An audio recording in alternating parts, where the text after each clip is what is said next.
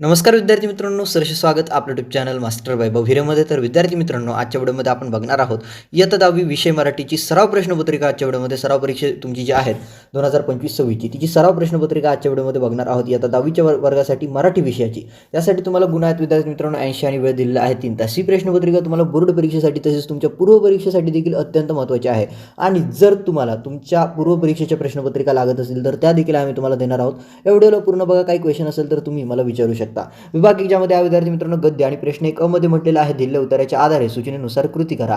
आता उत्तरा दिलेला आहे तो तुम्हाला वाचायचा आहे आणि त्यावरती ज्या काही कृती आहेत त्या तुम्हाला सोडवायच्या आहेत. तर बघू शकता संत नामदेवांनी देवाला अशी विनंती केली आहे की देवा मला सतत नम्र राहू दे. इथून तर विद्यार्थी मित्रांनो त्यांचा कटाक्ष होता. इथपर्यंतचा हा परिच्छेद आहे.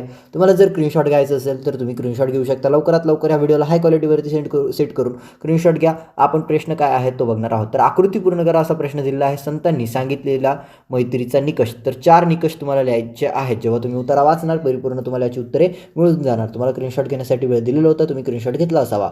जाऊया विद्यार्थी मित्रांनो पुढे. चौकट पूर्ण करा म्हटलेला आहे. सर्वाभूती भगवत भाव अशी प्रार्थना करणारे संत कोण आहेत ते तुम्हाला लिहायचं आहे. जेव्हा तुम्ही परीक्षेत वाचणार विद्यार्थी मित्रांनो तेव्हा तुम्हाला याचं उत्तर मिळून जाईल. जाऊया विद्यार्थी मित्रांनो पुढे. संत तुकारामांचे जीवनसूत्र. तर तुम्हाला लिहायचं आहे विद्यार्थी मित्रांनो. चौकट पूर्ण करायची आहे फक्त. त्यानंतर सोमत आहे भूता परस्परे पडो मैत्र जीवांचे. या ओळींचा तुम्हाला समजलेला अर्थ विद्यार्थी मित्रांनो लिहायचा आहे. 3 गुणांसाठी आहे.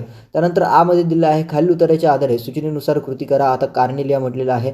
बघूयात काय उतारा आहे विद्यार्थी मित्रांनो. एका वस्तीवर दोघे बाप लेक येतात. तिथे एका झोपडीशी एक अंध म्हातारी बसलेली असते. पोस्टमन आल्याचं तिला बरोबर समजतं. ती आनंदून जाते. पत्र हातात घेऊन ती स्पर्शानं त्याचा आनंद भोगते. इथून तर विद्यार्थी मित्रांनो गोष्टी असतात त्यात भरलेल्या. इथपर्यंतचा हा परिच्छेद आहे. स्क्रीनशॉट घेऊ शकता. बघूया काय यावरती आपल्याला प्रश्न दिलेले आहेत. तर प्रश्न पहिला म्हणतो विद्यार्थी मित्रांनो कारणे लिहा. कारण लिहायचं आहे. ज्यामध्ये आहे पोस्टमन मनानंच कोरपत्र वाचतो. का वाचतो तो कोरपत्र मनानेच. त्यानंतर दुसरं आहे म्हातारीच्या तोंडावर समाधान पसरायचं. त्याचं कारण काय आहे ते तुम्हाला लिहायचं आहे. जेव्हा तुम्ही उतारा वाचाल अजूनही स्क्रीनशॉट घेऊ शकता. उतारा वाचाल तुम्हाला परिपूर्ण उत्तर याची मिळून जातील. दुसरं आहे आकृती पूर्ण करा म्हटलेलं आहे. ज्यामध्ये आहे पोस्टमनची गुण वैशिष्ट्ये. 2 गुण वैशिष्ट्ये पोस्टमनची लिहायची आहे. तुम्ही जेव्हा उतारा वाचणार तुम्हाला याची उत्तरे मिळून जातील विद्यार्थी मित्रांनो. तिसरा आहे तुम्हाला सोमत म्हातारीचं वाट पाहणं सुखाचं करण्यासाठी पोस्टमनने केलेल्या युक्तीबाबत तुमचे मत लिहा. अपठित गद्य आहे विद्यार्थी मित्रांनो. आता ज्यामध्ये म्हटलेलं आहे खालील उताराच्या आधारे सूचनेनुसार कृती करा. एक आहे आकृती पूर्ण करा. वर्षा ऋतूतील निसर्गाचे रूप लिहायचे आहे. 4 रूपं लिहायचे आहेत. वर्षा ऋतूतील निसर्गाची 4 रूपे. तर बघा हा परिच्छेद आहे विद्यार्थी मित्रांनो. अपठित उतारा आहे. वर्षा ऋतूचा काळ आहे. आभाळ ढगांनी व्याप्त आहे. दिशा पाणवलेल्या आहेत. अधूनमधून पावसाची सरी कोसळत आहेत. इथपर्यंतचा हा परिच्छेद आहे. इथपर्यंतचा हा परिच्छेद आहे. याचा स्क्रीनशॉट घेऊ शकता. आणि वर्षा ऋतूतील निसर्गाचे रूप तुम्हाला लिहायचे. हा अपठित उतारा आहे म्हणजे तुमच्या पाठ्यपुस्तकाच्या बाहेरील उतारा हा आहे. त्यानंतर विद्यार्थी मित्रांनो स्पष्ट करा. ज्यामध्ये म्हटलेलं आहे पाणी समजूतदार वाटते. त्यानंतर विद्यार्थी मित्रांनो पाणी क्रूर वाटते. स्पष्ट करायचं आहे. त्यानंतर विभाग 2 आहे. आता पद्य कवितेवरती आधारित कृती आहेत विद्यार्थी मित्रांनो. ज्यामध्ये म्हटलेलं आहे प्रश्न 2 दिलेल्या कवितेच्या आधारे सूचनेनुसार कृती करा. विद्यार्थी मित्रांनो कविता दिलेली आहे तुम्हाला. खोद आणखी थोडेसे आणि त्यावरती काही प्रश्न विचारले गेलेले आहेत. तर बघूयात काय आहे. खोद आणखी थोडेसे खाली असतेच पाणी. धीर सोडू नको सारी कोटी नसतात नानी.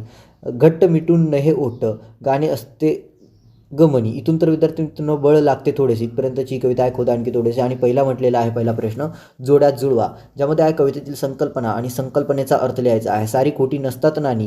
तर त्याचा अर्थ काय आहे विद्यार्थी मित्रांनो. मनातील विचार व्यक्त करावेत. त्यानंतर आहे भामक खोट्या समजुती बाळगू नयेत. त्यानंतर सगळे लोक फसवे नसतात. तर हा त्याचा अर्थ होतो. सारी खोटी नसतात नानी याचं 3ऱ्या नंबरचं उत्तर आहे. सगळे लोक फसवे नसतात. आणि त्यानंतर घट्ट मिटू नये होत मनातील विचार व्यक्त करावेत. ओके हाच आहे त्याचं उत्तर. म्हणजे दुसऱ्याचं पहिलं आहे मनातील विचार व्यक्त करावेत. जाऊया विद्यार्थी मित्रांनो पुढे. एका वाक्यात उत्तर लिहा. खोदने याचा कवितेत व्यक्त होणारा अर्थ काय आहे विद्यार्थी मित्रांनो. मेहनत कर किंवा थोडा अजून धीर धर किंवा थोडा अजून संयम ठेव कष्ट कर असं. त्यानंतर उघडून उंजळीत घ्यावी मनातली तळी याचा अर्थ तुम्हाला सांगायचा आहे. त्यानंतर दिलेला आहे तुम्हाला जरा लागेलच तिथे खोद आणखी जरासे उमेदीने जगण्याला बळ लागते थोडेसे. या काव्यपंक्तींचा आशय सौंदर्य स्पष्ट करायचं आहे. काय आशय सौंदर्य आहे तो स्पष्ट करायचा आहे. त्यानंतर आहे काव्य सौंदर्य कवितेतून व्यक्त झालेला विचार तुम्हाला तुमच्या शब्दांत स्पष्ट करायचा आहे. त्यानंतर 2 मध्ये दिलेला विद्यार्थी मित्रांनो खालील मुद्द्यांच्या आधारे पुढीलपैकी कोणत्या एका कवितेसंबंधी कृती सोडायच्या आहेत. कवितेचे नाव आहे विद्यार्थी मित्रांनो आश्वासक चित्र, आकाशी झेप घेरे, आश्वासक चित्र किंवा आकाशी झेप गेरे पाखरा यापैकी कोणत्या एका कवितेच्या वरती आधारित कृती सोडवायची आहे, ज्यामध्ये तुम्हाला लिहायचं आहे प्रस्तुत कवितेचे कवी कोण आहेत किंवा कवयित्री कोण आहेत, प्रस्तुत कवितेचा विषय काय आहे, कविता आवडण्याची वा नावडण्याची कारणे काय आहेत ते तुम्हाला स्पष्ट करायचं आहे. विद्यार्थी मित्रांनो, त्यानंतर रसग्रहण आहे. खालील काव्यपंक्तींचे रसग्रहण करा. तुझे शब्द जसे की महाकाव्य तुझ्या पायाजवळ गळून पडावीत, तुझा संघर्ष असा की काट्यांच्या संगीनी व्हाव्यात. विद्यार्थी मित्रांनो, मला तुम्हाला सांगायला आवडेल की आम्ही तुमच्या 10वीच्या बोर्ड परीक्षा 2026साठी मास्टर प्रिपरेशन गाईड घेऊन आलो.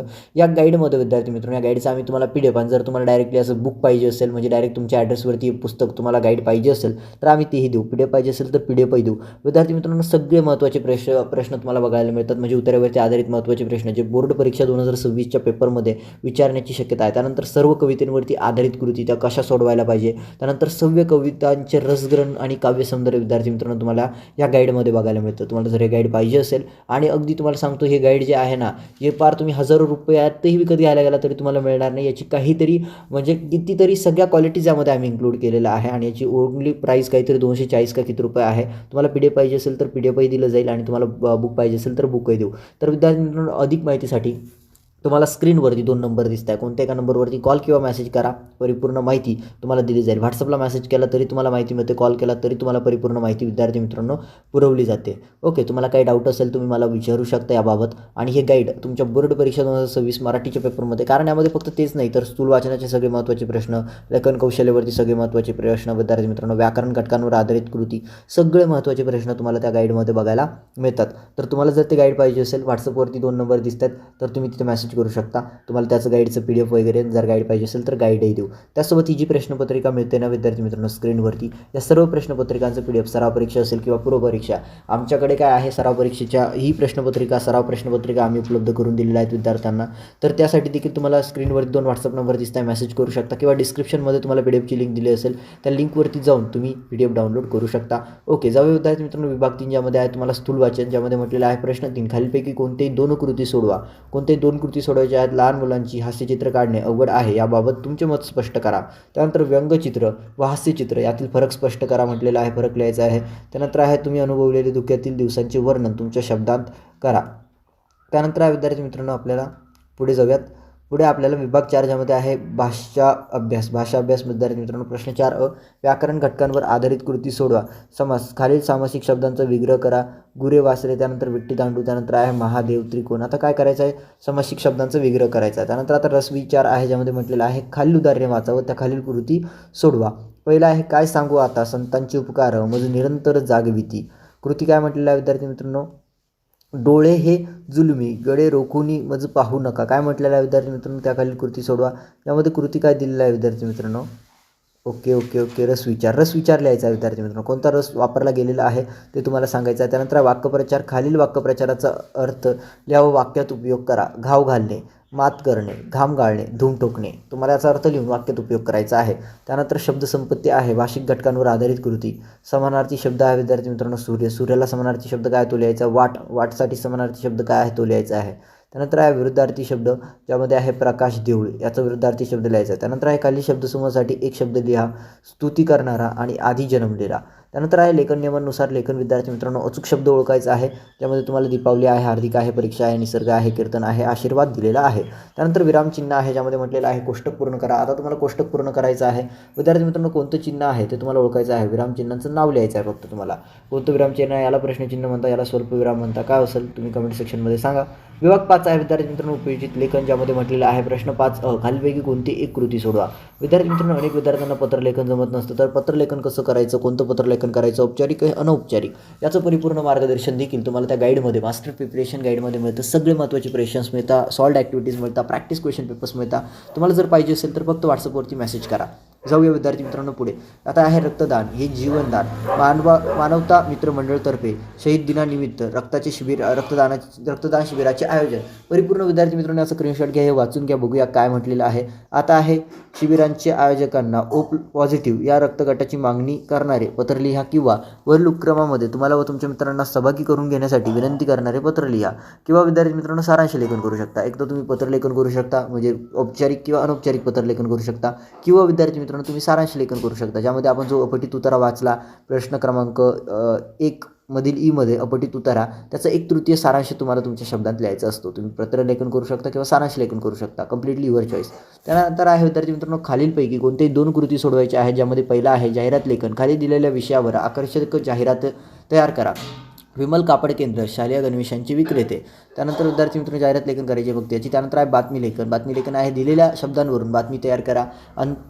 आंतरराज्यीय क्रीडा महोत्सव, 18 क्रीडा प्रकार, युवा खेळाडू प्रशिक्षण, भरघोस प्रतिसाद. तर बातमी लेखन करायचं आहे. त्यानंतर कथालेखन आहे. खालील दिलेल्या शब्दांच्या आधारे कथा लिहा, ज्यामध्ये आहे बेडूक, विहीर, समुद्र, मोठे, संकुचित. त्यानंतर ईमध्ये आहे खालील लेखन प्रकारांपैकी कोणती एक कृती सोडवायची आहे. एक तर आत्मकथन करू शकता.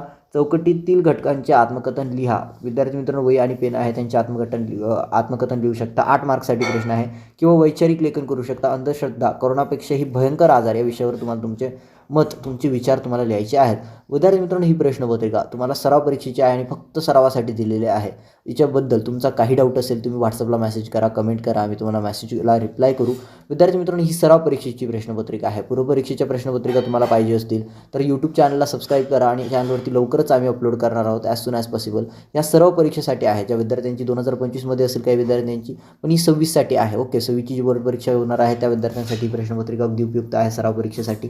विद्यार्थी मित्रांनो PDF पाहिजे असेल तर डिस्क्रिप्शनमध्ये PDFची लिंक दिलेली आहे, किंवा तुम्हाला स्क्रीनवरती जे व्हॉट्सअप नंबर दिसतात त्यापैकी कोणत्या एका नंबरवरती मेसेज करायचा आहे. परिपूर्ण माहिती PDFला कसं डाउनलोड करायचं याची परिपूर्ण माहिती विद्यार्थी मित्रांनो तुम्हाला दिली जाईल. तुम्हा सर्वांना विद्यार्थी मित्रांनो या सराव परीक्षेसाठी शुभेच्छा. भेटूया आपण पुढील व्हिडिओमध्ये. तोपर्यंत tata, bye bye and take care. धन्यवाद.